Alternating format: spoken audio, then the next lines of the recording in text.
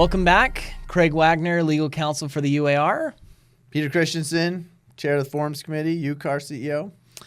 Excellent. So we're going to talk about some of the adjustments and modifications to the exclusive buyer-broker agreement and agency disclosure. Now, this was one of the big things, Peter, that people were looking at with regards to the terms of the settlement. And probably the biggest component of the settlement was the idea that you needed a written agreement with a buyer before touring a property, right? And there was some language that needed to be part of that written agreement. Has the Forums Committee addressed those concerns with this form? Absolutely, and it's just interesting because every time we go to talk about this form, it feels like, whoa, okay, buckle up, everyone. And then it really hasn't changed that much. And I think the good agents, this is not going to be a shocking change.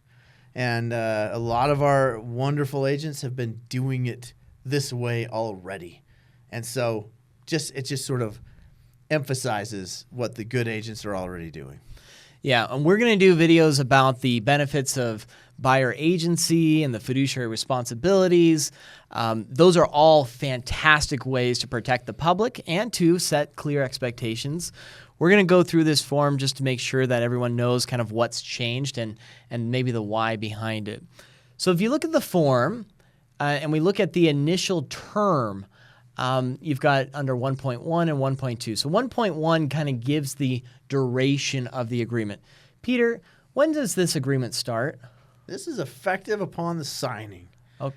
So just like the current agreement, so what you're used to. Okay, so when both parties have signed, that's the start date. And then you'll notice we now have an end time, right?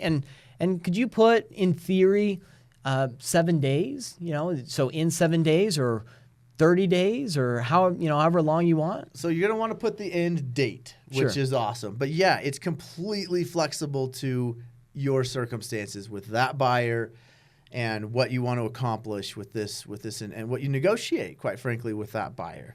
So, but I do love now that it's an end date instead of making everyone look at a calendar and do math and figure out days. You just put in, this is the date it ends, and you can make that however long a duration you and the buyer agree upon. Yeah. So however you want to, negotiate with the buyer and how you want to ease or assuage any sort of concerns, you can go ahead and do that. 1.2, again, gives you some flexibility when you're dealing with the scope of the representation.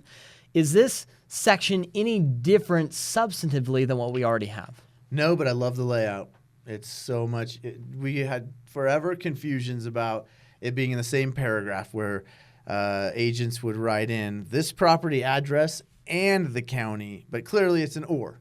It says in there or. It was only ever meant to have one of those blanks filled in, and now I love that it's separated. Again, allowing you to have this conversation with the buyer where you're walking through it and it's formatted a lot easier to facilitate that discussion of, okay, what do we want to do this for? This property, a list of properties, or this whole county? How do we want to approach this? Yeah, and that's completely negotiable between you and the buyer that you're representing. And you use your discretion, whatever works best for the respective parties. Certainly, if they're just barely getting to know you, that maybe they want something that's shorter and maybe a little more specific. If they already have a relationship, maybe they want something a little more broad.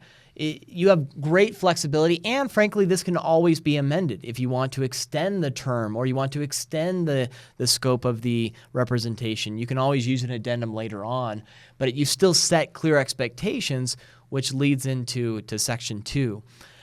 We've made it also very clear because we are worried about potential of concurrent agency, right? Because of the terms of the settlement, having something in writing before touring a property. What did the Forums Committee do with this next section that modifies Section 1.2? So you'll see it starts off very similarly to the old agreement in saying the buyer warrants that they're not under another agreement. Because we want the buyer to say, hey, yeah, I'm not working with anyone else. We got to start there, right? Are you working with someone else? Okay, so the default language is you're not working with anyone else. But then it goes a little further. It says, it's got a little checkbox here. Now, I don't love checkboxes in forms. What if it doesn't get filled out? What if nothing's checked? Well, you have the default language, which is buyer's not working with anyone. Then you have this checkbox that says, okay, buyer has perhaps gone and toured some properties and therefore has a written agreement, perhaps an agency agreement. And then you can put in there, okay, if it was property specific or county specific that does not conflict with this agreement, then put that in here, and those are exempt from this agreement. You're not having concurrent agency agreements. But be clear, you want to make sure you have a very thorough conversation with your buyer. As the first agent, especially if you are presumed to be the first agent, you don't want them going and signing a competing agency agreement. That's not good for the consumer, not good for the agents involved.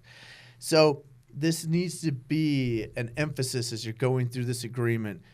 Help them understand, what does your agreement cover, so that if they do find themselves confronted with another buyer's agent who's saying, hey, sign this, I need you to sign this agreement, that they understand what they've already signed and don't get you and themselves into this double agency situation. So this is halfway meant to facilitate. Perhaps they signed a property-specific agreement and then came back and said, I'm moving on to a different property with a different agent, which I'm going to need to get an agency agreement signed there as well. And okay, but I want to make sure I don't have conflicting agreements. That's what it's meant to do. But really, it's meant to start the conversation as well. Are you working with another agent? No, I'm not. Well, that might not be good enough. Have you toured properties? Well, yeah, I went and saw this property or that property. Okay, then what does that agreement say? Let's make sure that you and I are not signing a conflicting agreement. Yeah. It's all about educating the consumer and members of the public. It is for the members of the public's benefit to have language like this so that you can have that discussion, right? It's pro-consumer. Now, going to Section 2, this also addresses some of the settlement term language. This is where Utah was already pretty forward-thinking, right? The fact that we had a buyer-broker agreement in place put us well ahead of other states, and the fact that we had compensation already clearly defined that it was a buyer's responsibility. This does not change that. This stays the exact same with regards to compensation. It does make it clear that satisfaction of that obligation of the buyer could be satisfied by a third party, either the seller or the listing brokerage.